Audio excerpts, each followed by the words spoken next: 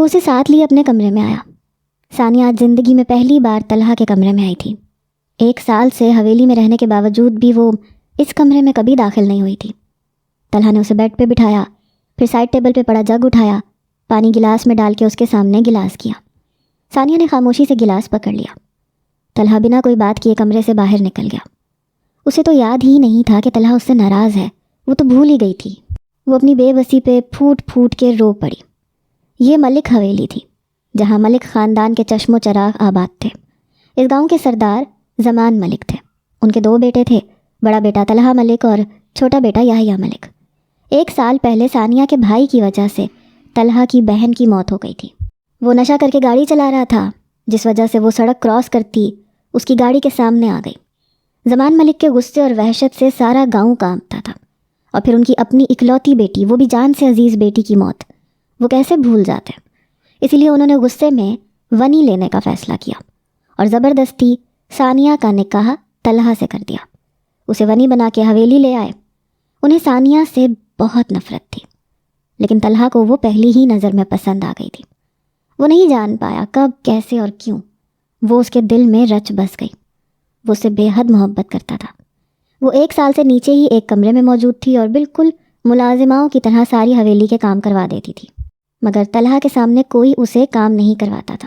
سب جان گئے تھے کہ طلحہ کی طبیعت کیسی ہے۔ پچھلے ہفتے ہی زمان صاحب نے طلحہ کی شادی کی بات کی، جس پہ طلحہ نے صاف کہہ دیا کہ وہ ثانیہ کو اپنے کمرے میں دیکھنا چاہتا ہے۔ اس بات پہ زمان صاحب کو بہت غصہ آیا۔ ایک تو وہ تھی بھی دوسرے گاؤں کے سردار کی اکلوتی بیٹی، وہ شاہ خاندان جس سے ہمیشہ ہی زمان صاحب پرخاش کھاتے تھے، تو اس طرح دشمن کی بیٹی، وہ بھی کسی دوسری ذات کی، وہ انہیں کبھی بھی اپنی بہو کے روپ میں قبول نہیں تھی۔ نکاح تو بس انہوں نے اپنے دشمن کو زیر کرنے اور اپنی بیٹی کا بدلہ لینے کے لیے کروایا تھا، مگر طلحہ کسی دوسری لڑکی سے شادی نہیں کرنا چاہتا تھا۔ باپ بیٹے کی کافی دیر تک بحث چلتی رہی۔ بالآخر طلحہ اپنی بات منوا چکا تھا، مگر وہ ثانیہ سے ناراض تھا، جو اپنے شوہر کو خود اپنے ہاتھوں سے کسی دوسری عورت کے حوالے کرنے کے لیے مکمل طور پہ تیار تھی۔ زمان صاحب نے طلحہ کی مرضی کے بنا ہی اس کی منگنی کا فنکشن رکھ دیا تھا، اور وہ بھی طلحہ کی خالہ زاد رابعہ سے۔ اس فنکشن میں ثانیہ بھی موجود تھی، اور اسی بات کا غصہ طلحہ کو بہت آ رہا تھا۔ تقریباً آدھے گھنٹے بعد وہ واپس کمرے میں آیا۔ اس کے ساتھ ایک ملازمہ تھی۔ یہ سارا سامان کبرڈ میں لگا دے، اس نے سنجیدگی سے ملازمہ کو ہدایات دی۔ وہ سر ہلاتی ڈریسنگ روم میں چلی گئی۔ ملازمہ ثانیہ کا سارا سامان نیچے سے لے آئی تھی۔ کچھ منٹ بعد ایک اور ملازمہ آئی، اس کے پاس بھی باقی کا سامان تھا، ثانیہ کے کپڑے، جوتے، جولری، گویا سب کچھ۔ وہ دونوں سارا سامان سیٹ کیے باہر نکل گئی۔ جائیں کپڑے چینج کریں اور سو جائیں۔ طلحہ کے لہجے میں کوئی غصہ نہیں تھا، مگر اس کا لہجہ اجنبی تھا۔ اس نے پہلی بار ثانیہ سے اجنبیوں کی طرح بات کی تھی۔ ثانیہ کا دل چاہا وہ دھاڑے مار مار کے روئے، مگر خود پہ قابو پاتے بیڈ سے اٹھی۔ رو رو کے اس کا سر چکرا رہا تھا۔ صرف وہی جانتی تھی وہ اپنے شوہر کو کس طرح کسی دوسری لڑکی کے حوالے کر رہی ہے۔ وہ کتنے دنوں سے چھپ چھپ کے روتی رہی تھی، اس لیے ابھی بھی اس کی آنکھوں میں سرخی موجود تھی۔ اس نے سمپل فراک ہی پہنی تھی، مگر طلحہ سمجھ سکتا تھا کہ وہ ان کپڑوں میں کمفرٹیبل ہو کر سو نہیں سکتی۔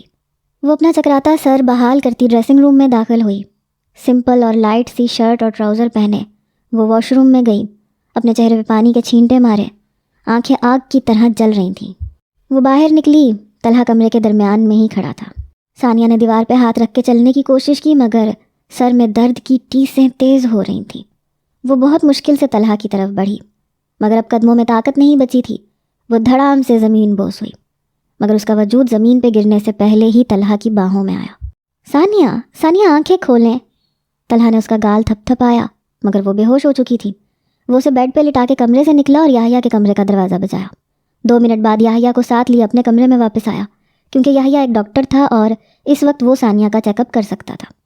یحییٰ نے ثانیہ کا چیک اپ کیا۔ اسے تو بہت تیز بخار ہوا ہے، ٹھنڈے پانی کی پٹیاں کرو، کچھ گھنٹوں تک اتر جائے گا۔ وہ طلحہ کو ہدایت دیتا کمرے سے نکل گیا۔ طلحہ کے دل پہ بوجھ بڑھتا جا رہا تھا۔ وہ ڈریسنگ روم میں گیا، پہلے اپنے کپڑے چینج کیے، اس کے بعد ٹھنڈا پانی لا کے ثانیہ کے پاس بیٹھا، اس کے سر پہ ٹھنڈے پانی کی پٹیاں کرنے لگا۔ 3 گھنٹوں بعد جا کر ثانیہ کا بخار کچھ کم ہوا، اس کا بے ہوش وجود بھی حرکت میں آنے لگا تھا۔ رات کافی گہری ہو گئی تھی۔ طلحہ کی اپنی آنکھیں اب نیند سے بند ہو رہی تھیں۔ وہ ٹاول اور باؤل سائڈ ٹیبل پہ رکھ کے بیڈ پہ لیٹ گیا۔ وہ اس کے کتنے پاس لیٹی سو رہی تھی۔ طلحہ ملک کو تو یہ سب خواب لگ رہا تھا۔ وہ اس کے کچھ قریب ہوا، پھر اس کے ماتھے پہ لب رکھ دیے۔ اس کے لمس سے ثانیہ کسمسائی، پھر کروٹ لیے گہری نیند میں اتر گئی۔ اس کا بخار کافی حد تک کم ہو گیا تھا۔ طلحہ اٹھ کے بیٹھا، پھر بلینکٹ کھول کے ثانیہ پر اچھے سے کور کیا، خود بھی بلینکٹ اپنے اوپر لیتا دوبارہ لیٹا اور ثانیہ کی طرف کروٹ لیے آنکھیں بند کیں اور کچھ ہی منٹ میں سو گیا۔ نہ جانے رات کا کون سا پہر تھا جب وہ نیند میں بے چین ہوتی اٹھی، کچھ پل اپنا دماغ بیدار کرتی رہی، پھر اس کی نظر سیدھا طلحہ کے چہرے پہ گئی۔ وہ دائیں طرف کروٹ لیے ثانیہ کے کچھ پاس ہی لیٹا گہری نیند میں سو رہا تھا۔ ثانیہ کو اپنے جسم میں طاقت نہ ہونے کے برابر محسوس ہو رہی تھی، مگر روح میں سکون اتر گیا تھا۔ اسے ابھی تک یقین نہیں آ رہا تھا کہ وہ طلحہ ملک کی بیوی بنی اس کے کمرے میں موجود ہے۔ اس شخص نے ثانیہ کے کردار پہ ایک بھی سوال نہیں کیا۔ جس طرح زمان صاحب نے اسے شاہ خاندان کی بیٹی کہنے کے بعد اس کے کردار کے پرخچے بکھیرے تھے، اس طرح سے طلحہ نے کچھ نہیں کیا تھا۔ اس نے بس اتنا کہہ دیا تھا کہ وہ اس کی بیوی ہے، اس کی عزت ہے، اور اسے اپنی ذات سے منسوب کر گیا تھا، جو بہت بڑی بات تھی۔ اس نے ثانیہ کو سب کے سامنے عزت اور مان دیا تھا۔ وہ جو آج صبح اٹھتے ہوئے یہ سوچ کے اٹھی تھی کہ آج وہ آخری دن ہے جب طلحہ ملک صرف اس کا شوہر رہے گا اور کل کو وہ کسی اور کا بھی شوہر بن جائے گا، مگر کل ہونے سے پہلے وہ اس کے کمرے میں آ گئی تھی۔ اس کی زندگی کی سب سے بڑی خواہش پوری ہو چکی تھی۔ کبھی کبھی خواہشات بھی پوری ہو جاتی ہیں، کیونکہ جب انسان دل سے کہتا ہے کہ کاش میری یہ خواہش پوری ہو جائے، تب ہو سکتا ہے کہ وہ وقت قبولیت کا ہو اور آپ کی خواہش پوری کر دی گئی ہو۔ ہاں، یہ سچ تھا، اس نے ہمیشہ سے طلحہ ملک کی بیوی بننے کی خواہش کی تھی۔ وہ تھا ہی اتنا اچھا، کوئی بھی لڑکی اس کی دیوانی ہو سکتی تھی۔ 28 سالہ، کالی آنکھوں کا مالک، خوبصورتی کی مثال، اس کے گہرے کالے بال، چہرے پہ ہلکی سی بیئرڈ، سفید گندمی چہرہ، وہ ہر لحاظ سے ایک بہترین شوہر بننے کے لیے پرفیکٹ بندہ تھا۔ دوسرا اس کا حسن سلوک تھا جو کسی بھی لڑکی کو اس کی جانب مائل کر سکتا تھا۔ وہ اپنے باپ زمان ملک کی طرح سنگ دل تو ہرگز نہیں تھا۔ ثانیہ کی آنکھوں سے آنسو بہتے کن پٹی میں جذب ہو رہے تھے۔ وہ کتنے عرصے بعد اتنے نرم اور ملائم بستر پہ لیٹی پرسکون تھی۔ ثانیہ نے اپنا سن ہاتھ اٹھایا اور طلحہ کے گال تک لائی، پھر اس کے گال کو ایسے چھوا جیسے وہ بہت نازک آبگینہ ہو۔ اس کا چہرہ کتنا پرکشش اور خوبصورت تھا۔ 1 سال بعد وہ پہلے سے دگنا ہینڈسم ہو گیا تھا۔ ثانیہ کو اس کی آنکھوں سے عشق ہوا تھا۔ اس کی وہ خوبصورت گہری کالی آنکھیں اس وقت بند تھیں۔ اس نے طلحہ کی ہلکی سی بیئرڈ والی گال پہ اپنی 2 انگلیاں بہت احتیاط سے مس کیں، پھر وہ اپنا ہاتھ کھینچ گئی اور اس کی آنکھیں دوبارہ بند ہونے لگیں اور وہ غنودگی میں اتر گئی۔ حویلی پہ اگلی صبح اتر چکی تھی۔ جب اس کی آنکھیں کھلیں تو کمرے میں صبح کی روشنی آ رہی تھی۔ کچھ پل وہ نیم و آنکھوں سے اپنے حواس بحال کرتی رہی، پھر نظر سارے کمرے میں گھومی تو اسے یاد آیا وہ تو کل رات طلحہ ملک کے کمرے میں آ چکی تھی۔ سارا کمرہ خالی تھا، شاید وہ کہیں باہر گیا تھا۔ ثانیہ کے حواس مکمل طور پہ بیدار ہوئے تو وہ بیڈ سے اٹھی، فریش ہونے کے لیے واش روم میں گئی۔ کچھ منٹ بعد وہ دوبارہ باہر نکلی۔ اس سے پہلے کہ وہ کچھ سوچ سمجھ پاتی، کمرے کے دروازے پہ دستک ہوئی۔ ثانیہ دروازے تک آئی، دروازہ کھولا تو سامنے ایک ملازمہ کھڑی تھی۔ سردار صاحب آپ سے بات کرنا چاہتے ہیں، اس نے سنجیدگی سے حکم سناتے اپنے ہاتھ میں موجود موبائل ثانیہ کی طرف بڑھا دیا۔ ثانیہ کا دل کانپا تھا۔ اس نے کانپتے ہاتھوں سے وہ موبائل پکڑ کے کان سے لگا لیا۔ زمان صاحب اب اس پر کون سا ستم کرنے والے تھے؟ وہ خاموشی سے ان کی بات سننے لگی۔ ملازمہ کے ہاتھ میں نے کچھ بھجوایا ہے، اسے لے لو، اور یاد رکھنا اگر تمہاری طرف سے کوئی کوتاہی ہوئی تو ذمہ دار تم خود ہوگی۔ زمان صاحب کی گرجدار آواز کانوں میں گونجی۔ ثانیہ نے اپنے آنسو روکے اور خاموشی سے وہ موبائل واپس نوکرانی کو پکڑا دیا۔ نوکرانی نے اپنے ہاتھ میں موجود ایک ڈبی ثانیہ کی طرف بڑھائی۔ ثانیہ کا دل چاہا زمین پھٹے اور وہ اس میں سما جائے۔ اس نے اپنے کپ کپاتے ہاتھ بہت مشکل سے اٹھائے۔ ملازمہ نے وہ اس کے ہاتھ میں رکھ دی اور دروازے کی طرف پلٹی اور 2 منٹ میں غائب ہو گئی۔ ثانیہ کو لگا وہ پتھر کی ہو گئی ہے۔ آنسو ابل ابل کے چہرہ بھگو رہے تھے۔ تو یہ طے تھا، زمان صاحب شاہ خاندان سے نفرت کرنا نہیں چھوڑنے والے تھے۔ ثانیہ کو اپنے آپ سے ہی نفرت ہو گئی۔ کاش وہ شاہ خاندان کا خون نہ ہوتی۔ اسے اپنی رگوں میں بہتے خون سے نفرت ہو گئی۔ وہ دروازہ بند کرتے پلٹی اور بیڈ کے کنارے بیٹھ کے پھوٹ پھوٹ کے رو پڑی۔ ایک بے بس نظر اپنے ہاتھ میں موجود اس ڈبی پہ ڈالی۔ ثانیہ کو اس وقت اپنی ساری ہستی تباہ ہوتی محسوس ہو رہی تھی۔ وہ کیسے کرے گی یہ سب؟ اپنے ہاتھوں سے خود کو مارنا یہ ناممکن تھا۔ زمان صاحب تو اس سے عورت ہونے کا ہی حق چھین رہے تھے۔ کچھ منٹ بعد اپنی حالت ٹھیک کرنے کی غرض سے وہ اٹھی، واش روم میں گھس گئی۔ ثانیہ کے واش روم میں غائب ہونے کے 2 منٹ بعد وہ بنا آواز پیدا کیے کمرے میں داخل ہوا۔ آس پاس دیکھا، کوئی بھی کمرے میں نہیں تھا۔ وہ خاموشی سے قدم قدم چلتا بیڈ تک آیا، پھر وہ ڈبی ڈھونڈنے لگا۔ سب سے پہلے اس نے بیڈ کا سائڈ ٹیبل دراز کھولا، ڈبی اوپر ہی پڑی تھی۔ اس نے ایک نظر واش روم کے بند دروازے پہ ڈالی، پھر جلدی سے اس ڈبی کو کھولا، اس میں سے ساری گولیاں نکال کے اپنے ہاتھ میں پکڑے کاغذ پہ منتقل کی۔ ڈبی ساری خالی ہو گئی۔ اس نے جلدی سے اپنی جیب میں سے ایک ڈبی نکالی جس میں صرف وائٹامن کی گولیاں تھیں۔ اس نے وہ ساری گولیاں خالی ڈبی میں ڈال دیں اور اس ڈبی کو احتیاط سے بند کیے واپس اسی جگہ رکھا اور بنا شور پیدا کیے کمرے سے باہر نکل گیا۔ کمرے سے باہر آ کے وہ لاؤنج کے واش روم میں گیا۔ وہ ساری گولیاں فلش میں پھینک کر انہیں بہا دیا۔ آپ سفاک تو تھے زمان صاحب، مگر اتنے سفاک ہوں گے یہ تو مجھے خود بھی اندازہ نہیں تھا۔ وہ تو شکر ہے میں نے ملازمہ کو ثانیہ کے کمرے سے نکلتے دیکھ لیا تھا، ورنہ میں تو کبھی جان بھی نہ پاتا کہ آپ اس معصوم پر کون سا ظلم کرنے والے ہیں۔ آپ کو اس کا بدلہ چکانا ہوگا۔ وہ اپنے غصے پہ بڑی مشکل سے ضبط کر رہا تھا۔ اسے زمان صاحب سے اس حد تک گرنے کی امید نہیں تھی۔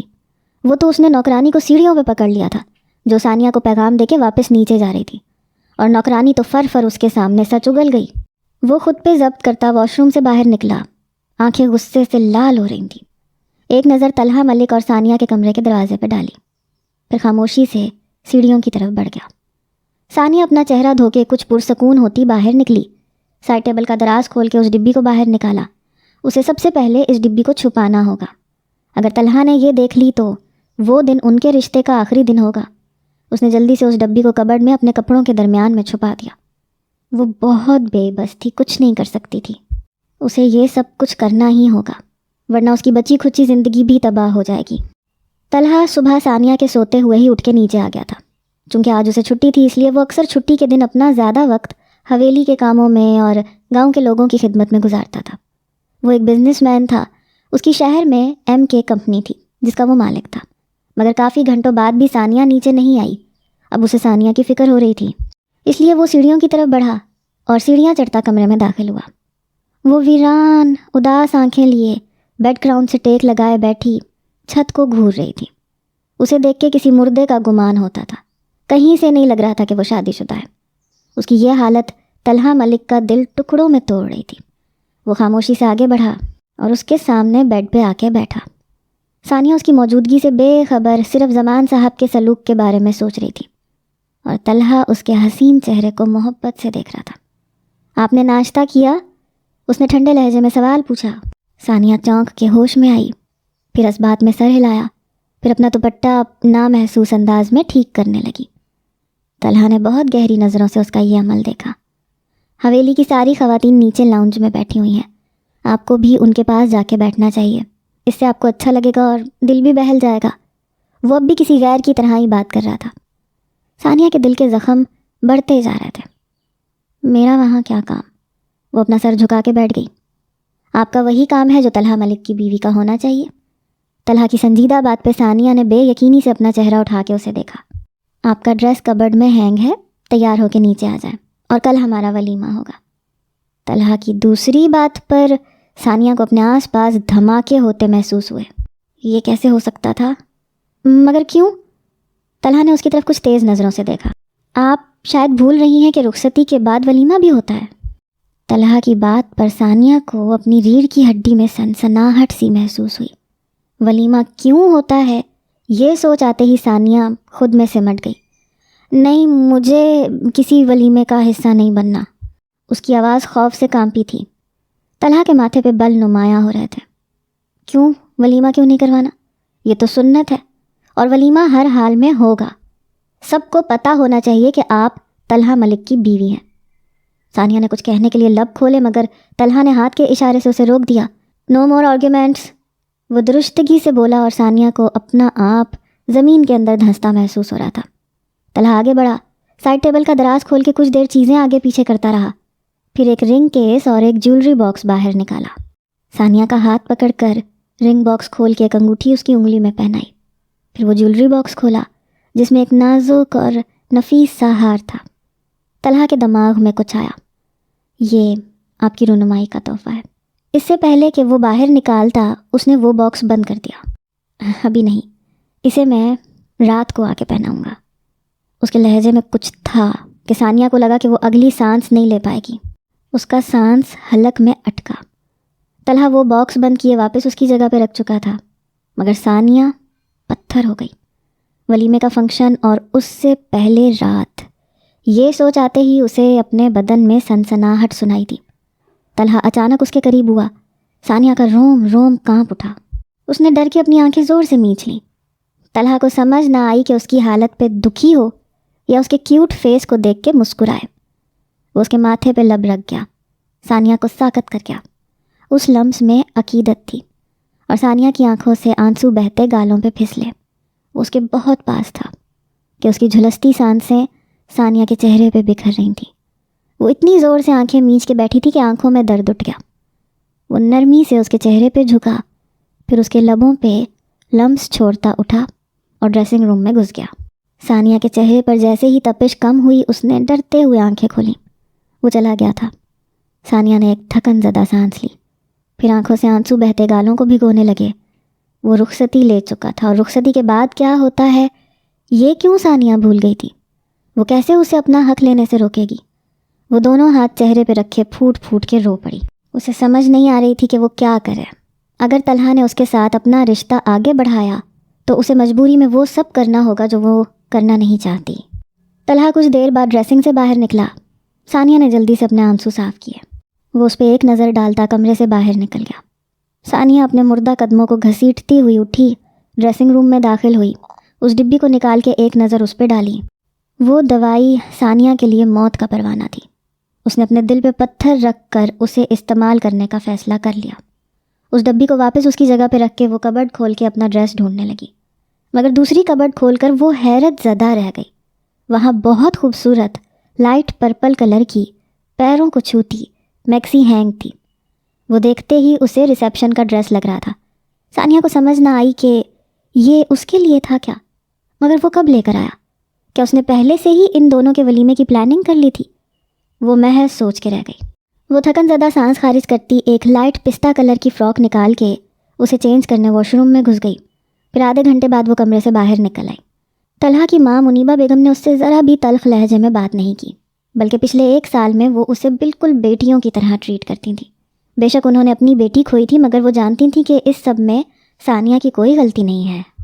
رات کا اندھیرا ہر سو پھیل گیا تھا۔ کھانا کھانے کے بعد ثانیہ کمرے میں آ گئی۔ اسے طلحہ کے آنے سے پہلے اپنا کام کرنا تھا۔ وہ جلدی سے کبرڈ کھول کر اس میں سے ڈبی نکال کر ایک گولی اپنے ہاتھ پہ رکھتی ڈریسنگ سے باہر نکلی۔ ایک بے بس نظر اس نے گولی پہ ڈالی، پھر سائڈ ٹیبل پہ پڑے جگ میں سے پانی گلاس میں انڈیلا اور وہ گولی کھا گئی۔ کتنے ہی آنسو تھے جو اس کی آنکھوں سے نکلتے بے مول ہو گئے۔ اس نے کبھی یہ نہیں سوچا تھا کہ وہ خود کو مارنے کی کوشش اس طرح سے بھی کرے گی۔ وہ بہت مشکل سے اپنے اندر حوصلہ اکٹھا کیے بیٹھی تھی جب کمرے کا دروازہ کھلا اور وہ اندر داخل ہوا۔ ثانیہ نے اپنی زندگی کا سب سے بھیانک فیصلہ کر لیا تھا۔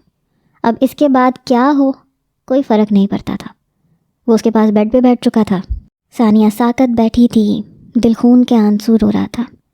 طلحہ اتنے قریب سے اس کا یہ خوبصورت چہرہ دیکھ کے ہوش کھو گیا۔ وہ بہت خوبصورت تھی، کم سے کم طلحہ ملک کو تو وہ بہت خوبصورت لگتی تھی۔ طلحہ نے اس کی کمر میں ہاتھ ڈال کر اسے اپنے قریب کیا۔ ثانیہ نے اذیت سے آنکھیں میچ لیں۔ آپ کو پتہ ہے، آپ میرے لیے دنیا کی تیسری خوبصورت عورت ہے۔ اس نے محبت سے اس کے کان میں سرگوشی کرتے اس کے کان کی لو پر لب رکھے۔ ثانیہ تو لفظ تیسری پر ہی حیرت زدہ رہ گئی۔ تیسری؟ اس نے بے یقینی سے لفظ دہرایا۔ طلحہ کھل کے مسکرایا۔ ہاں، کیونکہ پہلی میری ماں ہے، دوسری میری بہن تھی اور تیسری آپ ہیں۔ ثانیہ کی آنکھوں میں خوشی کے آنسو آئے۔ ایک بار اس کا دل چاہا کہ وہ طلحہ کو سچ بتا دے، لیکن وہ یہ نہیں کر سکی، خاموش ہی رہی۔ میں آپ کو کچھ بتانا چاہتا ہوں۔ طلحہ اس کے کان میں سرگوشی کر رہا تھا، مگر ثانیہ اس وقت بے بسی کا شکار بیٹھی تھی۔ وہ خاموش رہی تو طلحہ خود ہی بول اٹھا۔ مجھے آپ سے بہت زیادہ محبت ہے۔ میں نہیں جانتا یہ کب ہوئی، شاید تب جب آپ کو زبردستی مجھ سے نکاح کرنے کے لیے مجبور کیا گیا تھا، یا شاید تب جب میں نے پہلی بار آپ کو حویلی کے کچن میں دوپٹہ سر پہ ٹکائے بہت انہماک سے معصوم چہرے کے ساتھ کام کرتے دیکھا تھا۔ بس محبت ہو گئی، اور ایسی ہوئی کہ آپ کے ساتھ کسی دوسرے مرد کو دیکھنا بھی برداشت نہ ہوا۔ چاہے وہ آپ کا بھائی ہی تھا۔ طلحہ کو وہ منظر یاد آیا جب ثانیہ کا بھائی اسے بازو سے پکڑے جرگے میں لایا تھا۔ اس کا نکاح طلحہ سے کروا دیا گیا تھا۔ ثانیہ اگلا سانس نہ لے سکی، اس کی آنکھیں پھٹی کی پھٹی رہ گئی تھیں۔ اسے طلحہ ملک سے اس طرح اظہار کی امید نہیں تھی۔ Sania, I am in love with you, I really do. Talha Malik کے الفاظ میں ہر جذبہ تھا اور ثانیہ کی آنکھوں سے آنسو چھلک پڑے۔ وہ بے بس تھی، لاچار تھی، مجبور تھی۔ طلحہ نے محبت سے اس کی پیشانی پہ بوسہ دیا۔ ثانیہ کا دل خون کے آنسو رونے لگا۔ وہ اس کی دونوں آنکھوں پہ لب رکھتا، اس کے ہونٹوں تک آیا۔ ثانیہ کا ہاتھ بے اختیار اٹھا اور اس نے طلحہ کی قمیص کو سینے سے مٹھی میں دبوچ لیا۔ اس کے لبوں کے بعد وہ اس کے دونوں گالوں پہ بھی لب رکھ چکا تھا۔ ثانیہ کا دل یہ سب روک رہا تھا، یہ دھوکہ تھا، اور وہ طلحہ کے ساتھ اپنی زندگی کسی دھوکے سے شروع نہیں کر سکتی تھی۔ اس نے بہت ہمت کیے، طلحہ کے دونوں ہاتھ خود سے دور کیے۔ پلیز، وہ مضبوطی سے کہتی کچھ پیچھے ہونے لگی، مگر طلحہ نے اسے اپنے اور قریب کیا اور اسے اپنے سینے میں زور سے بھینچ لیا۔ ثانیہ کی آنکھوں سے آنسو نکلتے جا رہے تھے۔ میں آپ کو کبھی کوئی تکلیف نہیں دوں گا، ایک بار بھروسہ کر کے تو دیکھیں، طلحہ نے جذبات سے بوجھل لہجے میں کہا۔ اور ثانیہ آج اس کی محبت ہار گئی اور زمان ملک کی نفرت جیت گئی۔ وہ طلحہ ملک کو سچ بتا ہی نہ سکی، اس کے اندر وہ ہمت، وہ حوصلہ تھا ہی نہیں۔ آج اس نے اپنی زندگی ایک دھوکے سے شروع کر لی۔ اس نے طلحہ کو دوبارہ روکنے کی کوشش نہیں کی۔ وہ خاموشی سے اسے اس کے سارے حقوق دے گئی۔ وہ اس شخص کے ساتھ پہلے ہی بہت بڑی ناانصافی کر چکی تھی، اب کیا باقی کرنا رہ گیا تھا؟ رات قطرہ قطرہ پگھلتی رہی اور وہ اس کی باہوں میں سمٹ گئی۔ اس شخص نے ثانیہ کو بہت محبت سے چھوا، اتنی محبت کہ ثانیہ کی آنکھوں سے آنسو نکلتے جا رہے تھے۔ وہ آنسو شاید اپنی بے بسی کے تھے، ورنہ تو وہ اس شخص سے بہت محبت کرتی تھی۔ یہ شخص ثانیہ کی جان بھی مانگ لیتا تو ثانیہ دے دیتی۔ رات اپنے آخری پہروں پہ تھی۔ طلحہ بیڈ پہ اوندھے منہ لیٹا سو رہا تھا اور ثانیہ پاس ہی بیڈ گراؤنڈ سے ٹیک لگائے، آدھی بیٹھی آدھی لیٹی، نم آنکھوں سے اسے دیکھ رہی تھی۔ وہ سویا ہوا کتنا خوبصورت لگ رہا تھا۔ چہرے سے ہوتی ثانیہ کی نظر طلحہ کی گردن تک گئی۔ اس کی گردن پہ خراشیں پڑ گئی تھیں اور یہ خراشیں ثانیہ کے ناخنوں سے پڑی تھیں۔ ثانیہ کا دل چاہا وہ اس کے سینے سے لگے اور پھوٹ پھوٹ کے رو پڑے، مگر وہ یہ بھی نہ کر سکی۔ شرٹ لیس وہ اوندھے منہ میٹھی نیند سو رہا تھا۔ ثانیہ کی آنکھیں رو رو کے اب جلنے لگی تھیں۔ وہ بیڈ پہ لیٹی، پھر طلحہ کے قریب ہوئی، اس کا ہاتھ اٹھا کے اپنے کندھے پہ رکھا۔ ایسے لگا جیسے وہ اپنے شوہر کے حصار میں آ گئی ہو۔ آنکھیں بند کرتی وہ سونے کی کوشش کرنے لگی۔ قسمت میں شاید ابھی کچھ تکلیفیں باقی تھیں۔ یہ اگلی صبح کا وقت تھا۔ ثانیہ بے تاثر چہرے کے ساتھ ڈریسنگ کے سامنے کھڑی اپنے بال ڈرائر سے خشک کیے کنگھی کر رہی تھی۔ جب طلحہ ڈریسنگ روم سے باہر نکلا، پھر سائڈ ٹیبل کا دراز کھول کے اس نے وہ لاکٹ باہر نکالا۔ وہ بہت خوبصورت اور نفیس ڈائمنڈ کا سیٹ تھا۔ وہ ثانیہ کے پاس آ کے کھڑا ہوا، پھر اس کے بال سارے ایک کندھے پہ منتقل کیے اور اس کے گلے میں وہ پہنا دیا۔ ثانیہ مسکرا بھی نہ سکی، وہ خود کو اب قصوروار سمجھ رہی تھی۔ ایک نظر اس نے اپنے گلے میں اس ہار پہ ڈالی جس پہ بہت خوبصورت آدھا دل بنا ہوا تھا۔ ثانیہ کے چہرے پہ آسودہ سی مسکراہٹ آئی۔ یہ آپ نے کس کے لیے لیا تھا؟ وہ خود کو یہ سوال پوچھنے سے روک نہ پائی۔ طلحہ دلکشی سے مسکرایا، وہ جیسے اس سوال کا مطلب سمجھ گیا تھا۔ اس کی کمر میں ہاتھ ڈال کے اسے اپنے ساتھ لگایا۔ جس کے لیے لیا تھا اس کے خوبصورت گلے کی زینت بن چکا ہے۔ اس کمرے کی کوئی بھی چیز کسی دوسری عورت کے لیے نہیں لی گئی۔ کبرڈ میں پڑے سارے نیو ڈریسز میں نے آپ کے لیے ہی لگوائے تھے۔ وہ شاید یہ سمجھ رہی تھی کہ یہ ساری چیزیں طلحہ نے رابعہ کے لیے لی تھیں، اس لیے وہ اس کی غلط فہمی دور کر رہا تھا۔ طلحہ کی باتیں ثانیہ کو حیران کرتی جا رہی تھیں۔ اس کا مطلب آپ، وہ کچھ بول نہ سکی۔ ہاں بالکل، میں کوئی دوسری شادی نہیں کرنے والا تھا، مگر شاید آپ کے دل میں میرے لیے کوئی جذبہ ہی نہیں تھا، ورنہ آپ کم سے کم مجھے دوسری شادی کرنے سے روکتیں۔ آخر میں شوہر ہوں آپ کا، مجھ پہ پورا حق رکھتی ہیں آپ۔ وہ اس سے شکوہ کر رہا تھا۔ ثانیہ کی آنکھوں میں نمی چمکی۔ وہ اسے کہنا چاہتی تھی کہ آپ تو مجھے 1 سال پہلے اپنی ان گہری کالی آنکھوں کے سحر میں قید کر گئے تھے۔ آپ صرف میری محبت نہیں ہیں، آپ میری زندگی کا حاصل ہیں طلحہ ملک۔ مگر وہ اسے یہ سچ کبھی نہیں بتا سکتی تھی کہ وہ اس سے 1 سال سے محبت کرتی آ رہی ہے، اس لیے خاموشی سے نگاہیں جھکا گئی۔ جو کچھ بھی گزر گیا اسے بھولنے کی کوشش کریں اور بس خوش رہیں، اور میں آپ کا شوہر ہوں۔ ہمارے درمیان سب سے پہلے بھروسے کا رشتہ ہونا چاہیے۔ میں آپ سے وفاداری نہیں مانگوں گا کیونکہ میں جانتا ہوں کہ آپ میری وفادار ہیں۔ میں آپ سے صرف بھروسہ مانگوں گا۔ کچھ بھی ہو، آپ کبھی مجھ سے کچھ نہیں چھپائیں گی، نہ کبھی میرا مان توڑیں گی، اور میں امید کرتا ہوں کہ ہمارے روم سے باہر ہماری کوئی پرسنل بات نہیں جائے گی۔ طلحہ کی آنکھوں میں اچانک سرخی ابھری تھی۔ وہ کچھ سرد لہجے میں سنجیدگی سے ٹھہر ٹھہر کے الفاظ ادا کرتا۔ ثانیہ کو کپکپانے پہ مجبور کر گیا۔ ثانیہ کو لگا جیسے اس کی چوری پکڑی جانے والی ہے۔ اس کا سارا جسم کپکپا اٹھا، مگر یہ تاثر کچھ سیکنڈز کا ہی تھا۔ طلحہ دوبارہ نارمل ہو کے مسکرانے لگا اور اسے اپنے ساتھ لگائے اس کی پیشانی پہ لب رکھے۔ آپ کو کوئی بھی ٹینشن ہو مجھ سے شیئر کر سکتی ہیں، میں آپ کا دوست بن کے آپ کو سنوں گا اور سمجھوں گا، اور کسی بھی چیز کی ضرورت ہو تو مجھے فوراً کہیں گی، کیونکہ آپ میری ذمہ داری ہیں۔ وہ نرمی سے الفاظ ادا کرتا اس سے الگ ہوا۔ طلحہ کا موبائل بج رہا تھا، وہ فون سنتا ہوا باہر نکل گیا، مگر ثانیہ کے قدموں سے جان نکل رہی تھی۔ وہ بہت مشکل سے ڈریسنگ کا اسٹول کھینچ کے بیٹھی اور اپنے سر کو دونوں ہاتھوں میں گرا گئی۔ آج ان کا ولیمہ تھا، مگر وہ خوش بھی نہ ہو سکی۔ اس نے ایک نظر خود کو شیشے میں دیکھا۔ خوبصورتی کی مثال 22 سالہ ثانیہ شاہ کسی بھی اینگل سے کم نہیں تھی۔ اس کا سفید دودیا چہرہ، اس پہ چمکتی روشنی، اس کا حسن ایسا تھا کہ کوئی بھی مرد اس کے لیے پاگل ہو سکتا تھا۔ تو پھر کیسے طلحہ ملک کو اس سے محبت نہ ہوتی؟ اس نے اپنی سادگی سے سامنے والے کا دل جیت لیا تھا۔ پورے 1 سال حویلی میں رہنے کے بعد بھی وہ بالکل ایک عام لڑکی جیسی زندگی گزارتی آئی تھی۔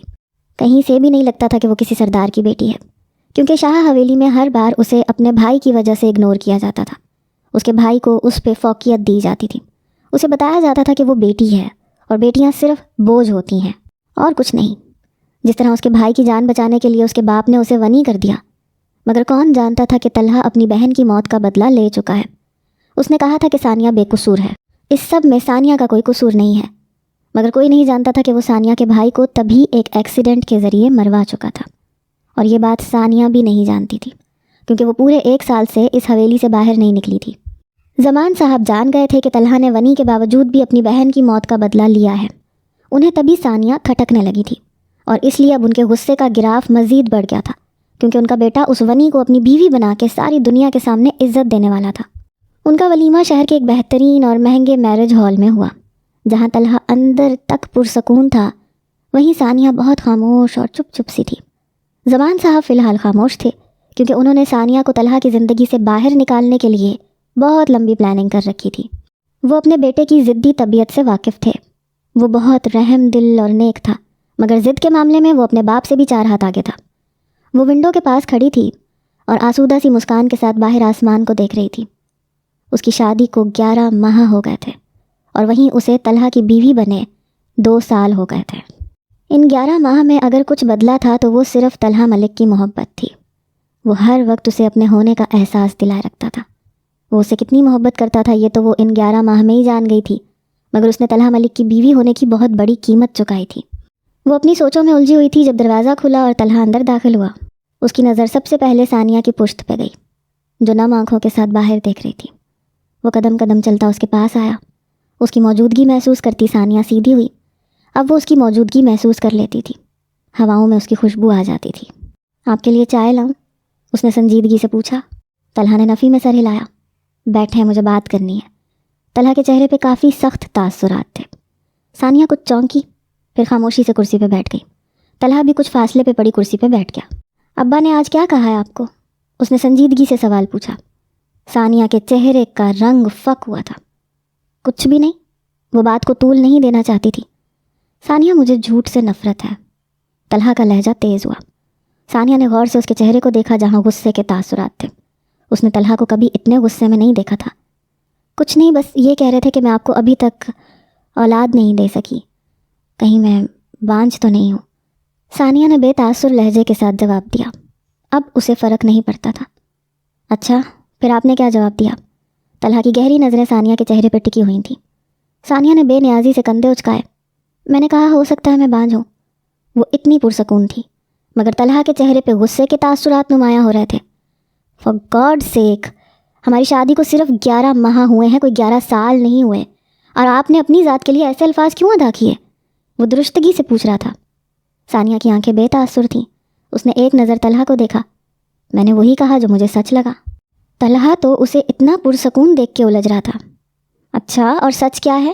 اس نے سوالیہ آئی برو اچکائی۔ یہی کہ میں بانجھ ہوں اور میں آپ کو اولاد نہیں دے سکتی۔ آپ دوسری شادی کر لیں، ویسے بھی مجھے بچوں میں کوئی انٹرسٹ نہیں ہے۔ ثانیہ نے گویا ناک سے مکھی اڑائی، مگر اس کا دل جانتا تھا ایسے الفاظ ادا کیے اسے کتنی تکلیف ہوئی تھی۔ ایسے لگ رہا تھا جیسے اندر تک گیلی لکڑی چٹک گئی ہو۔ طلحہ کے چہرے کے تاثرات سخت ہو رہے تھے۔ کیا واقعی آپ کو بچوں میں انٹرسٹ نہیں ہے؟ ثانیہ نے اس بات میں سر ہلایا۔ مگر آپ یہاں حویلی میں موجود جانوروں کے بچوں سے اس حد تک پیار کرتی ہیں جیسے وہ آپ کے بچے ہوں۔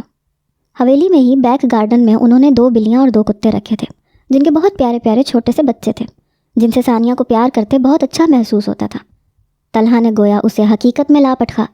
ثانیہ کا چہرہ سفید پڑا مگر وہ جلد ہی خود کو کمپوز کر گئی۔ ہاں تو وہ کون سا میرے بچے ہیں؟ اپنے بچے پیدا کرنا پھر انہیں سنبھالنا سر درد ہے اور مجھے یہ سر درد نہیں چاہیے، وہ ناگواری سے بولی تھی۔ ثانیہ نے آج طلحہ کو خود سے بدگمان کرنے کی پوری تیاری کر رکھی تھی۔ اس کا دل ٹوٹ رہا تھا، خون رس رہا تھا، مگر اسے کہاں پرواہ تھی۔ طلحہ کی آنکھیں اب لال انگارہ ہو رہی تھیں۔ اسے یقیناً ثانیہ سے ایسی امید نہیں تھی۔ اچھا تو اسی لیے آپ کو ماں بننے میں کوئی دلچسپی نہیں؟ ثانیہ نے ہاں میں سر ہلایا، مگر طلحہ کو اب ضبط کرنا مشکل لگ رہا تھا۔ وہ اٹھا اور 2 منٹ بعد واپس آ کے کرسی پہ بیٹھا، پھر ایک دوائی کی ڈبی ثانیہ کے سامنے ٹیبل پہ رکھی۔ تو آپ ماں بننا ہی نہیں چاہتی؟ طلحہ کے لہجے میں سارے زمانے کی تکلیف تھی۔ ثانیہ کی نظر جیسے ہی اس ڈبی پہ گئی کسی نے جسم سے جان نکال دی۔ وہ ساکت رہ گئی تو وہ ڈبی طلحہ کے ہاتھ لگ چکی تھی۔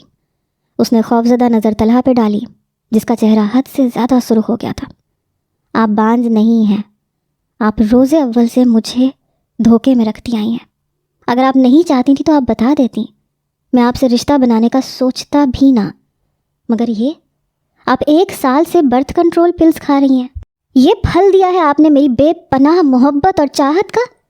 طلحہ غصے سے چیخا تھا اور ثانیہ کا سارا چہرہ سفید پڑ گیا۔ آنکھوں سے آنسو ابل ابل کے بہہ رہے تھے۔ اس نے نفی میں سر ہلایا مگر طلحہ کا ضبط ختم ہو گیا تھا۔ میں نے کہا تھا کبھی میرا بھروسہ مت توڑیے گا، اور آپ نے کیا کیا؟ مجھے پہلے دن سے دھوکہ دیتی آ رہی ہیں۔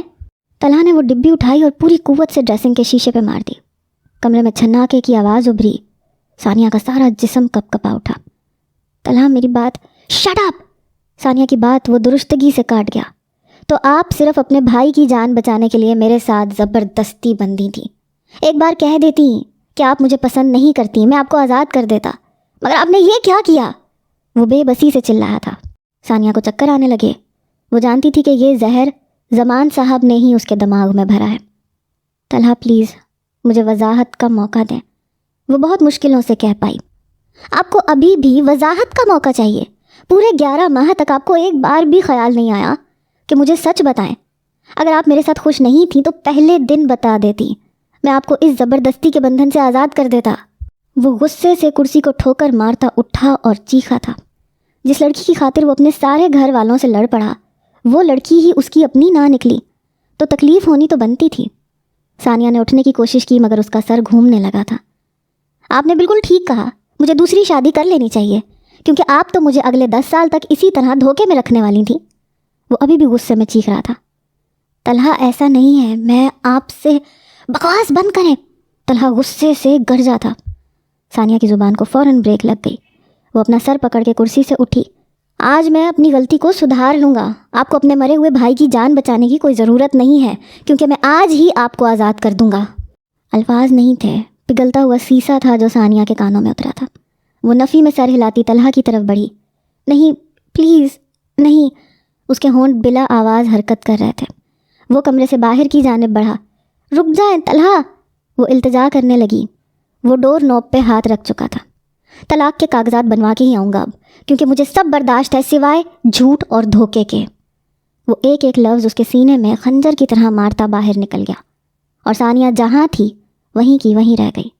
اسے لگا وہ کبھی ہل نہیں پائے گی۔ اس نے بہت مشکل سے خود کو حرکت دینے کی کوشش کی مگر آنکھوں کے سامنے اندھیرا چھایا اور وہ دھڑام سے زمین بوس ہوئی، اور اس کے ساتھ ہی ٹیبل پہ پڑا واز بھی اس کے ہاتھ پہ لگتا زور سے زمین پہ گرا۔ آج زمان ملک کی نفرت جیت گئی اور ثانیہ کی خاموش محبت ہار گئی۔ وہ جانتی تھی اس کی محبت کا یہی انجام ہونا تھا۔ زمان صاحب پچھلے 2 مہینوں سے باری باری ساری حویلی والوں کے سامنے اس سے ایک ہی بات کہتے تھے کہ ثانیہ ابھی تک طلحہ کو کوئی خوشخبری نہیں دے سکی۔ آج صبح ناشتے کی میز پہ بھی یہی ہوا تھا۔ اس وقت طلحہ واک کرنے حویلی سے باہر نکلا تھا، اور یقیناً منیبہ بیگم نے ہی طلحہ کو صبح ہوئی زمان صاحب کی باتیں بتائی ہوں گی۔ زمان صاحب نے ثانیہ کو شاہ خاندان کی بیٹی ہونے کی اتنی بڑی سزا دی کہ شاید اب وہ کبھی اپنے قدموں کے سہارے اٹھ بھی نہ پاتی۔ کمرے سے کچھ شور کی آواز پہ وہ اندر داخل ہوا۔ کمرے کے درمیان میں ثانیہ ہوش و حواس سے بیگانہ ہوئی پڑی تھی۔ وہ فوراً اس کے پاس پہنچا۔ ثانیہ ثانیہ، اس کا گال تھپ تھپایا، پھر اس کی نبض چیک کی۔ اس کے دل کی دھڑکن نہ ہونے کے برابر تھی۔ اس نے اپنی نیم و آنکھیں کھولیں۔ دماغ سن اور مفلوج ہو گیا تھا۔ بہت مشکل سے اپنی آنکھوں کو پورا کھول پائی۔ نظر سیدھا چھت تک گئی۔ پھر اس نے اپنے حواس بحال کیے، آس پاس دیکھا۔ وہ اس کے پاس ہی بیٹھا تھا۔ ثانیہ کے انگ انگ میں سکون اتر گیا۔ وہ فوراً اٹھی، مگر ہاتھ پہ درد کی ٹیسیں اٹھیں۔ اس کے منہ سے کراہ نکل گئی۔ طلحہ ایک پل میں سیدھا ہوا۔ اس کے ہاتھ پہ کینولا لگا ہوا تھا، اسی لیے ہاتھ میں درد کی ٹیسیں اٹھی تھیں۔ سکون سے لیٹی رہیں، بیزاریت سے حکم دیتا وہ دوبارہ اپنے موبائل میں گم ہو گیا۔ ثانیہ کے اندر اتنا حوصلہ کہاں سے آیا تھا یہ تو وہی جانتی تھی، یا شاید عورت جب بیوی بنتی ہے تو تکلیفیں برداشت کرنا سیکھ جاتی ہے۔ طلحہ کے اجنبی لہجے نے اسے بہت تکلیف دی تھی، مگر وہ اس کا لہجہ اگنور کیے بہت مشکل سے بیڈ سے اٹھی۔ ہاتھ میں درد کی ٹیسیں اٹھتی محسوس ہو رہی تھیں۔ شاید عصر کا وقت ہو گیا تھا اور وہ صبح سے بے ہوش تھی۔ وہ بڑی مشکلوں سے طلحہ کے کچھ قریب ہوئی۔ پلیز میری بات سنیں۔ اس کا لہجہ کپ کپا اٹھا۔ طلحہ نے اپنا چہرہ اٹھا کے اسے دیکھا۔ اب بات کرنے اور سننے کو کچھ نہیں رہا۔ اس نے بے تاثر لہجے کے ساتھ کہتے ثانیہ کی سانسیں روک دیں۔ طلحہ بیڈ سے اٹھا، سائڈ ٹیبل پہ پڑا ایک خاکی لفافہ اٹھایا اور اسے ثانیہ کے سامنے کیا۔ ثانیہ کو لگا اب وہ کبھی سانس نہیں لے پائے گی۔ زمین آسمان سب اس کے سر پر پھٹ گئے۔ وہ اتنی جلدی طلاق کے کاغذات بھی لے آیا۔ دل نے چیخ چیخ کے رونا چاہا، مگر وہ پتھر ہو گئی۔ یہ رہا آپ کے دھوکے کا انعام۔ اس نے طنزیہ مسکراہٹ کے ساتھ ثانیہ کو وہ تھما دیا۔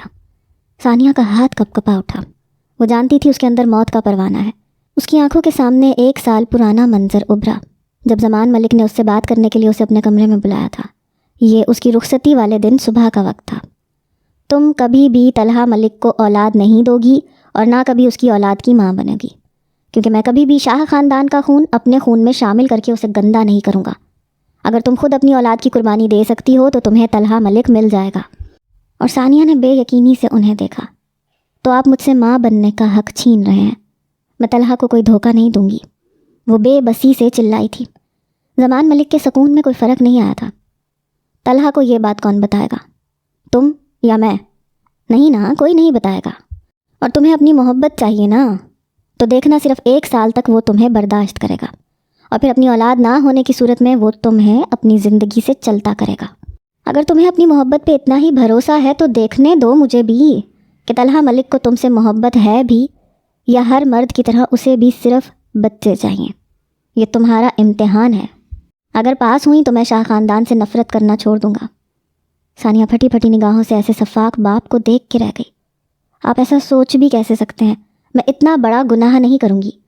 وہ مضبوط لہجے میں زمان صاحب کو اپنا فیصلہ سنا آئی تھی، مگر رخصتی سے اگلے روز ہی زمان صاحب نے نوکرانی کے ہاتھ برتھ کنٹرول پلز کی ڈبی بھیج دی تھی، جس کا مطلب تھا کہ ثانیہ کو اپنے ہاتھوں سے اپنی خوشی چھیننی ہوگی۔ اس نے اپنے ہاتھوں سے وہ زہر کھا لیا۔ وہ اتنا نقصان دہ ہو سکتا تھا کہ شاید وہ کبھی ماں نہ بن پاتی، مگر وہ مجبور تھی اور بے بس۔ اس نے خود اپنے ہاتھوں سے خود سے ماں بننے کا حق چھین لیا۔ ثانیہ کی آنکھوں سے آنسو بہتے جا رہے تھے، کیونکہ وہ پچھلے 11 ماہ سے وہ گولیاں کھا رہی تھی، اس لیے وہ جانتی تھی کہ وہ ہار گئی اور زمان ملک جیت گئے۔ ہر کہانی میں کسی نہ کسی کردار کا دل ٹوٹنا تو ہے طے، تو اس کہانی میں وہ نامکمل کردار ثانیہ شاہ ہی سہی۔ اس نے خاموشی سے وہ لفافہ اپنے پاس رکھ لیا، دوبارہ بیڈ پہ لیٹ گئی۔ طلحہ کچھ منٹ بعد موبائل سائڈ پہ رکھتا اس کی طرف متوجہ ہوا۔ یہ میں نے آپ کو رکھنے کے لیے نہیں پکڑایا، سائن کریں تاکہ اگلا عمل شروع ہو، وہ دھیمے لہجے میں غصے سے بولا تھا۔ ثانیہ نے اپنی آنسوؤں سے بھیگی آنکھوں سے اسے دیکھا۔ کتنا یقین تھا زمان صاحب کو کہ وہ 1 سال بھی ثانیہ کو برداشت نہیں کرے گا، اور زمان ملک جیت گئے۔ ثانیہ کے اندر سب خاموش اور سنسان ہو گیا۔ وہ ہمت پیدا کرتی اٹھی، ایک ہاتھ سے لفافہ پکڑا، دوسرے ہاتھ سے سائڈ ٹیبل پر سے پینسل پکڑنے کی کوشش کی، مگر ہاتھ پہ ڈرپ لگی تھی۔ درد کی لہریں تیز ہوئیں۔ وہ اپنی درد کی پرواہ کیے بنا پینسل پکڑ چکی تھی۔ بازو سے نکلتا خون کینولا تک آ گیا تھا، مگر اسے اپنے اس زخم کی پرواہ نہیں تھی۔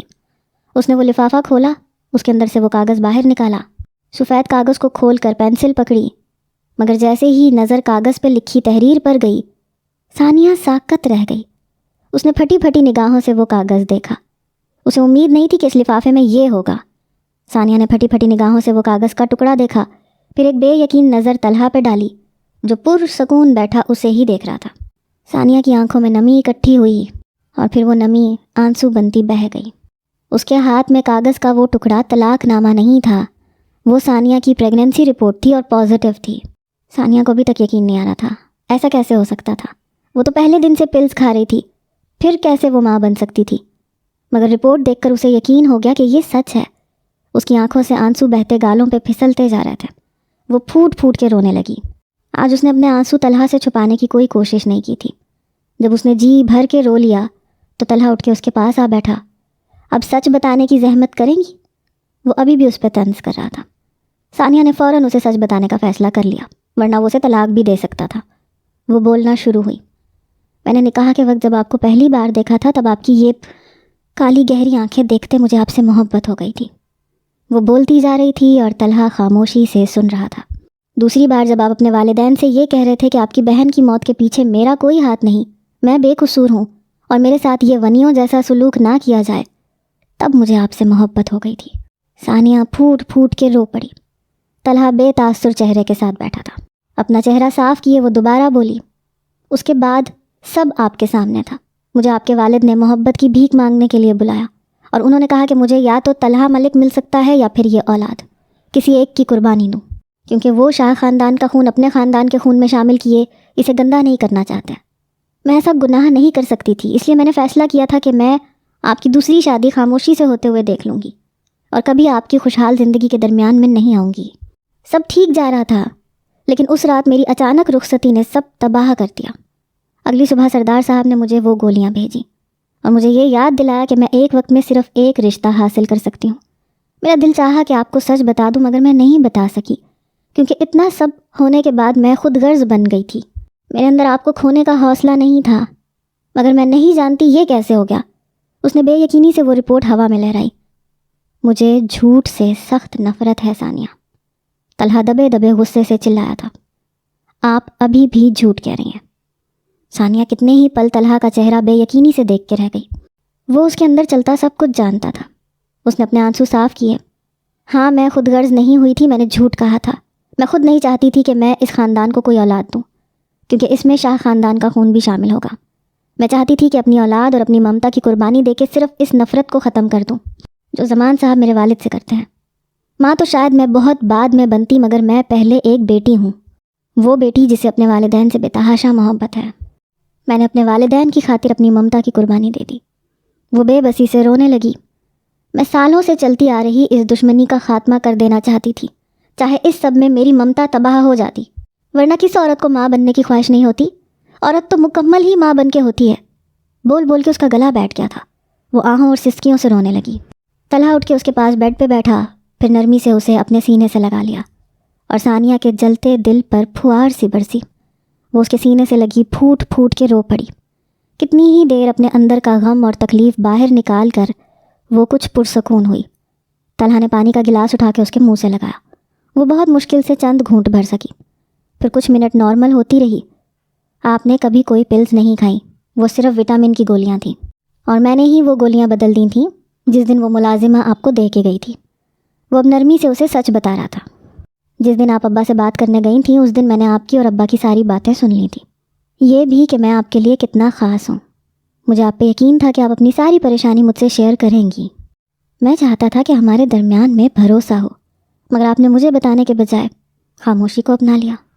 ثانیہ دم سادے یہ سب سنتی رہی، مطلب وہ شروع دن سے سب جانتا تھا۔ مجھے پھر بھی امید تھی کہ آپ ابا کی کہی وہ بات مجھے بتائیں گی، مگر آپ نے نہیں بتایا۔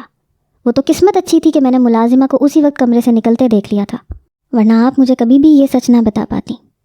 طلحہ کے لہجے میں شکوہ تھا۔ وہ نرمی سے اس کی پیٹھ تھپ تھپا رہا تھا۔ آپ نے ایک بار بھی یہ سوچا کہ اگر آپ نے سچ میں وہ پلز کھا لی ہوتی تو کیا ہوتا؟ وہ زہر تھا آپ کے لیے۔ مجھے بچے کی کوئی خواہش نہیں، وہ تو اللہ پاک کی مرضی ہے، جب مرضی دے دیتا، لیکن اگر آپ کو کچھ ہو جاتا تو؟ مگر آپ نے مجھ پہ ایک بار بھی بھروسہ کرنے کی کوشش نہیں کی۔ میں نے دوبارہ آپ سے کہا کہ کبھی مجھ سے کچھ چھپائیں گی نہیں، مگر آپ نے کیا کیا؟ میں آپ کا شوہر ہوں، مجھ پہ بھروسہ کرنا چاہیے تھا آپ کو، مگر آپ نے مجھے اس قابل ہی نہیں سمجھا۔ وہ نرمی سے اس سے الگ ہوا۔ ثانیہ نے فوراً اس کی شرٹ کو سینے سے پکڑ لیا اور نفی میں سر ہلاتی دوبارہ اس کے سینے سے لگ گئی۔ پلیز مجھے معاف کر دیں۔ وہ سسکتی ہوئی اس کے سینے سے چپک گئی۔ معاف کر دوں گا، مگر کیا دوبارہ بھروسہ کر پاؤں گا؟ وہ شکستہ اور ٹوٹے لہجے میں پوچھ رہا تھا۔ ثانیہ کو سانس لینے میں تکلیف ہونے لگی۔ پلیز ایسا مت کہیں، میں مر جاؤں گی، وہ بہت مشکل سے پھولتی سانس کے درمیان کہہ پائی۔ طلحہ کا دل لہو لہان ہو چکا تھا۔ وہ ثانیہ کی حرکت سے ڈسہارٹ ہوا تھا، مگر وہ یہ بھی جانتا تھا کہ ثانیہ کا کوئی قصور نہیں، اس لیے وہ اس سے ناراض ہرگز نہیں تھا، نہ وہ اس سے خفا تھا۔ زمان صاحب نے تو بہت کوشش کی ان دونوں کے درمیان دوریاں لانے کی، مگر وہ تو قسمت اچھی تھی کہ طلحہ سب کچھ پہلے سے ہی جانتا تھا۔ طلحہ نے اس کے ماتھے پہ لب رکھے۔ ثانیہ اپنے درد پر قابو کرتی اذیت سے آنکھیں بند کر گئی۔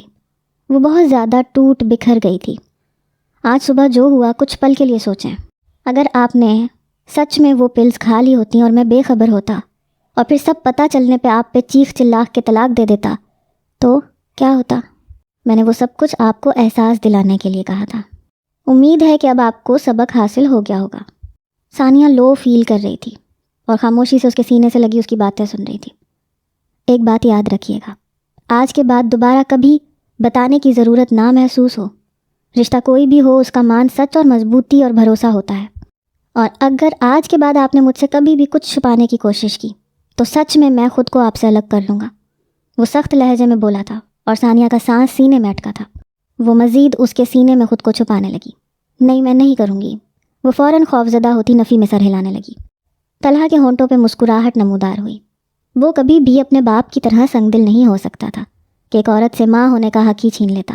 وہ تو اللہ پاک کی طرف سے دین تھی کہ وہ شادی کے 11 ماہ بعد اولاد جیسی نعمت سے نواز دیے گئے تھے، اور ثانیہ کل تک یہی سمجھ رہی تھی کہ وہ تو شاید ماں بن ہی نہ سکے۔ اللہ پاک اتنی آزمائشوں کے بعد انسان کو انعام بھی دیتا ہے، تو پھر وہ کیوں اپنی بندی کو انعام نہ دیتا؟ ثانیہ کچھ کمپوز ہوئی، پھر اچانک اسے اپنے بچے کی فکر لگ گئی۔ آپ کے بابا ہمارا بچہ قبول نہیں کریں گے، وہ اس بچے سے بھی ویسی ہی نفرت کریں گے جیسی وہ شاہ خاندان سے کرتے ہیں۔ ثانیہ کے لہجے میں تکلیف ہی تکلیف تھی، مگر طلحہ پرسکون تھا۔ آپ فکر مت کریں، ابا سے میں خود نمٹ لوں گا، اور یہ طلحہ ملک کا بچہ ہے، کسی میں اتنی ہمت نہیں کہ میرے بچے کے خلاف ایک لفظ کہہ سکے۔ اپنے بچے کی حفاظت میں بخوبی کرنا جانتا ہوں۔ طلحہ ملک کے لہجے میں پتھر سے بھی زیادہ سختی تھی۔ ماں باپ اپنی اولاد کے لیے ہر قسم کے طوفان سے بھی لڑ جاتے ہیں۔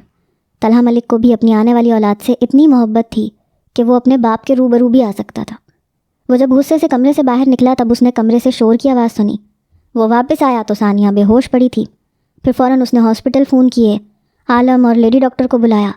ثانیہ کے ہوش میں آنے سے کچھ دیر پہلے ہاسپٹل سے اس کی رپورٹ آئی تھی، جسے دیکھ کر اسے پتہ چلا کہ وہ باپ بننے والا ہے۔ طلحہ نے ایک سوئی ہوئی نظر ثانیہ پہ ڈالی۔ وہ اس کے سینے سے لگ کے سو گئی تھی۔ پھر طلحہ نے اسے بیڈ پہ لٹا دیا۔ اس کی ڈرپ ختم ہونے والی تھی۔ وہ اس پر بلینکٹ ٹھیک کرتا اٹھا اور دروازے تک آیا، پھر کمرے سے باہر نکل گیا۔ ابھی اسے اپنے باپ سے بہت سارے حساب لینے تھے۔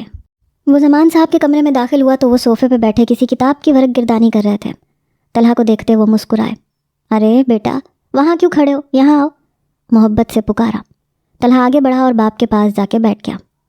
کیا بات ہے، کچھ پریشان نظر آ رہے ہو؟ انہوں نے کنکھیوں سے طلحہ کا مرجھایا ہوا چہرہ دیکھا۔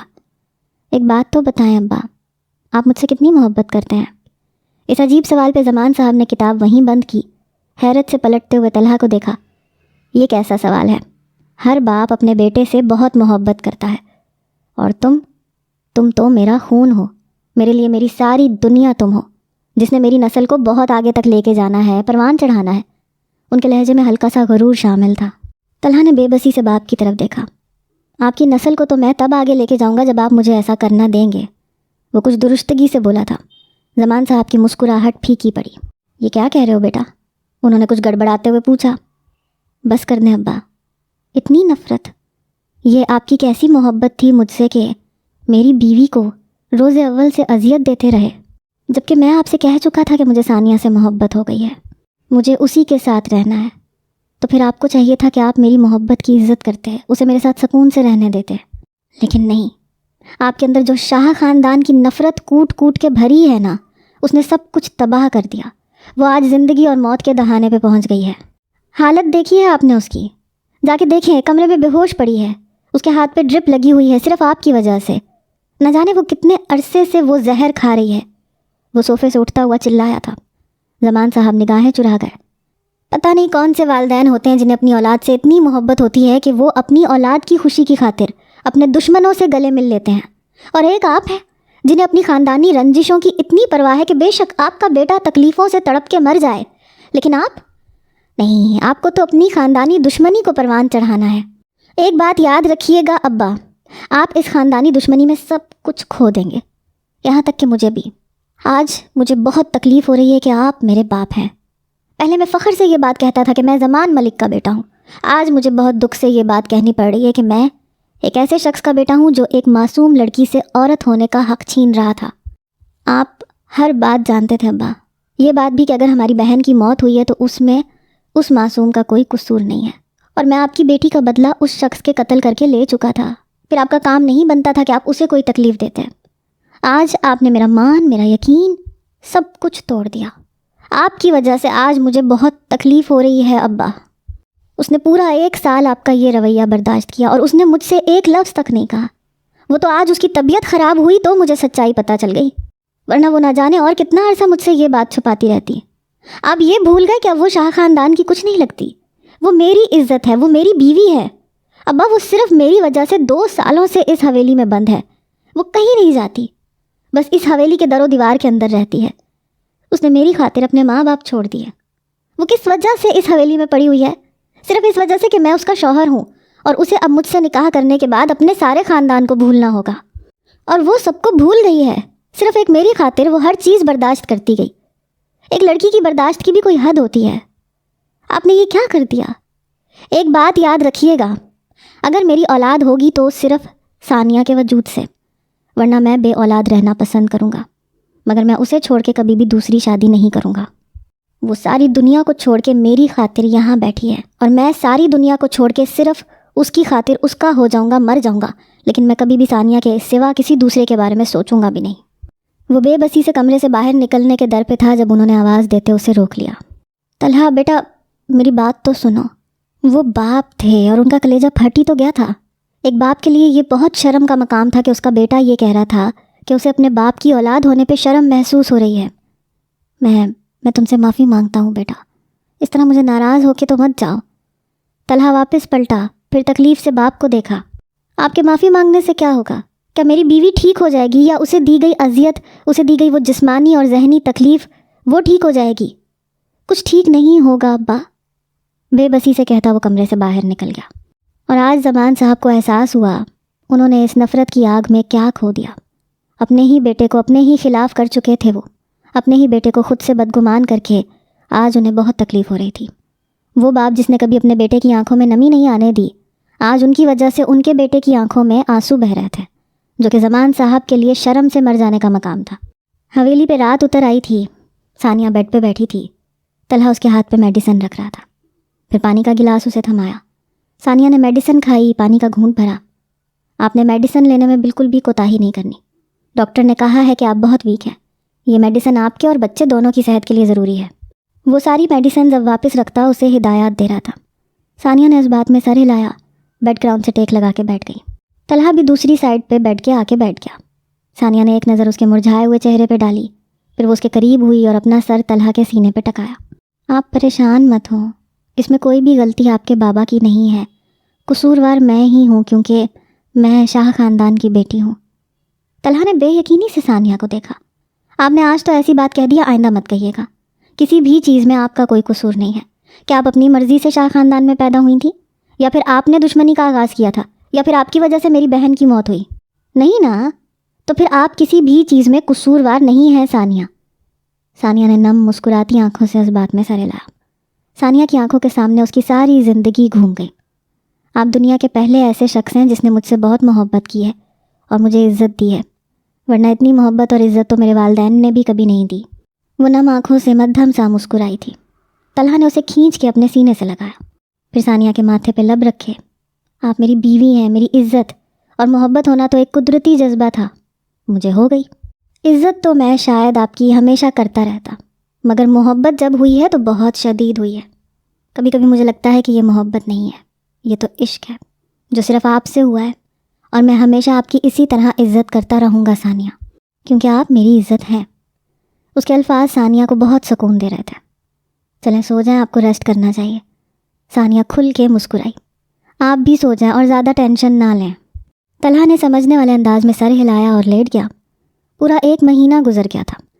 اس گزرے 1 مہینے میں اس نے زمان صاحب کے ساتھ پہلے کی طرح ہنس کے مسکرا کے بات نہیں کی تھی۔ وہ اپنے باپ سے بہت کم بات کرتا تھا اور اس کا باپ جانتا تھا کہ طلحہ ان سے ناراض ہے، اور بیٹے کی ناراضگی باپ سے برداشت نہیں ہو رہی تھی۔ یہ رات کا وقت تھا، سارا خاندان لاؤنج میں موجود تھا جب زمان صاحب نے طلحہ کو مخاطب کیا۔